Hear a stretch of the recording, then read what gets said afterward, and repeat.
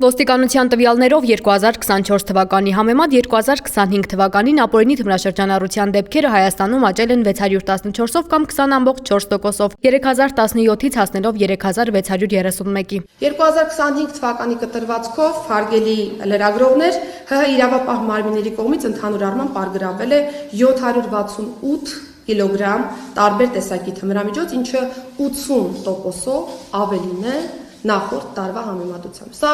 կարևոր նվաճում է իրավապահ համակարգի տեսանկյունից, որովհետև այստեղ ոչ թե մենք գնացել ենք մանր չափաքանակներով թմրամիջոցների հետևից, այլ ավելի խոշոր խմբաքանակների հետևից եւ արձանագրել ենք հիմնականում ներմուծման դեպքերի մասով ավելի մեծ խմբաքանակի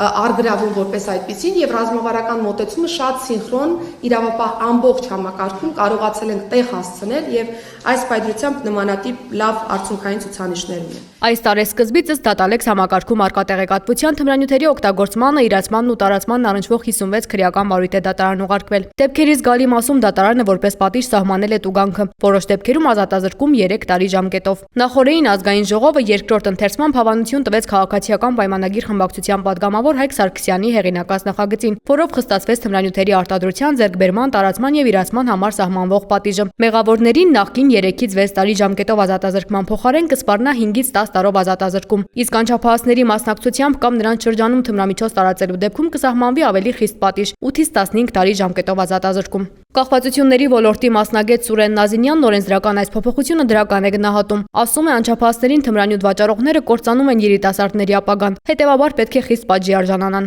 Արդարացի է համարում նաև տեղեկատվական տեխնոլոգիաների միջոցով թմրանյութի վաճառքով զբաղվողների նկատմամբ խիստ պատժի կիրառումը։ Մասնագետը սակայն նշում է, միայն պատժի խստացմամբ հնարավոր չէ երկրում նվազեցնել թմրամիջոցների շրջանառության թվերը։ Օրենսդրական փոփոխություններն ու նաև մեր իրավապահ մարմինների քրտնաջան աշխատանքը բավարար չեն թմրամիջոցների դեմ պայքարի արդյունավետության բարձրացման համար։ Հասարակությունը պետք է միասնական լինի եւ յուրաքանչյուր գերատեսչություն, նույնիսկ ռազմավարությունը, որ գրեթե 1 տար առաջ հաստատվել է, յուրաքանչյուր գերատեսչություն իր համար նախատեսված դրույթները լիարժեքորեն կատարի։ Ասեմ, որ ռազմավարությունը շատ լավն է, ինքը նույնիսկ դրական գնահատականի արժանացել Միավորված ազգերի կազմակերպության ՄԱԿ-ի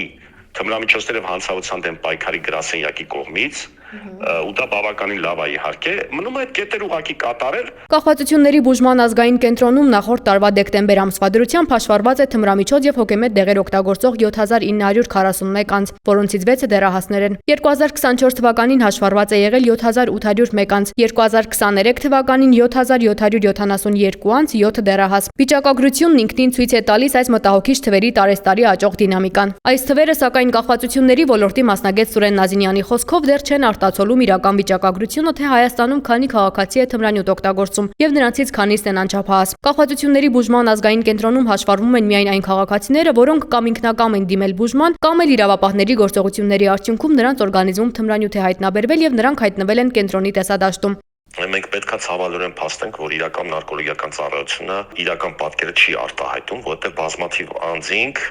թե անչափահասներ, թե երիտասարդներ, թե մեծահասակներ ուղղակի դուրս են մնում նարկոլոգիական ծառայության տեսադաշտից։ Ինչ վերաբերում է իրական թվերին, մենք ընդհանրապես ամբողջ ազգաբնակչության եւ նաեւ անչափահասների շրջան տարածվածության մասին չենք կարող խոսել, քանի դեռ մեր երկրում չի իրականացվել միջազգային ստանդարտներին համապատասխանող համահանրապետական հետազոտություններ։ Այդպիսի հետազոտություններ գոյություն ունեն, այդպիսի լավ, այսպես ասած, առաջադեմ մեթոդաբանություններով իրականացվող, որոնց իրականացման արդյունքում մենք կարողանում ենք պատկերացում կազմել թե ընդհանուր ազգաբնակչության շրջան թմրամիջոցների տարածվածության վերաբերյալ, թե նաև օրինակ այդ հասման միջոցով 16 տարեկան դեռահասների շրջան։ Իսկ ինչպես են դեռահասներն ընդհանրապես ներքաշվում թմրաշրջանառության այս ապօրինի օղակ։ Նազինյանի խոսքով չափազանցված են տեղեկությունները, թե դպրոցներում են շրջանառվում թմրամիջոցները։ Ուզում եմ հատուկ նշեմ, որ դպրոցներում տարածվելու իմաստով իհարկե դա խիստ չափազանցված է այդ խոսակցությունները։ Այլ հարց է, որ ցավալիորեն իհարկե դեռահասներին հասանել է դարձել թմրամիջոցները, բայց իհարկե դե դպրոցներից դուրս։ Օրինակ տարիներ առաջ դեռահաս քաղաքացիներ չէին հայտնում նարկոլոգիական ծառայությունների ուշադրության կենտրոնում, այսինքն չէին դիմում բուժման նպատակով կամ իրանց օրգանիզմի կենսամիջավայրում չէր հայտնաբերվում թմրամիջոց հանդիսացող նյութ։ Ես խոսում եմ տարիներ առաջվա մասին, հիմա տեսնում եք ինքներս էլ, որ արդեն մի քանի դեպք կա, չէ՞ հաշվառված։ Դա փաստում է, որ իհարկե դեռահասներին հասանել է դարձել։ Իսկ եթե մենք հաշվի առնենք նաև այն հանգամանքը, որ շատերը տեսադաշտից դուրս են մնում, իհարկե մենք պետք է նաև համոզված պնդենք,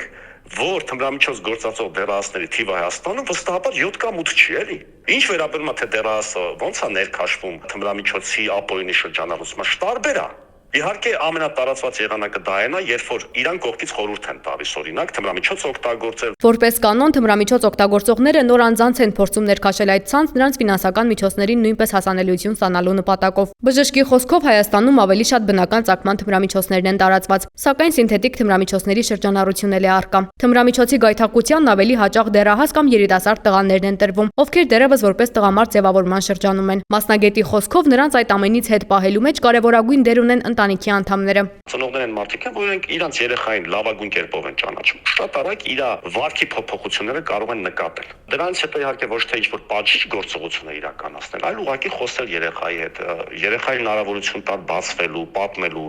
որովհետև պատժիչ գործողություններով միշտ չէ որ կարաս օգնես։ Պետք է ծնողը երեխայի նկատմամբ ոչ միայն ուշադիր լինի, այլ նաև այսպես ասած հոգատար եւ փոխհարաբերությունները կառուցի ավելի առողջ եւ այսպես ասած արդյունավետ։ Թմրամիջոցների շրջանառությունը նվազեցնելու լավագույն տարբերակը մասնագետի խոսքով հանրությունում թմրանյութերի եւ մարդու օրգանիզմի վրա դրանց ունեցած ազդեցության մասին իրազեկվածության բարձրացումն է։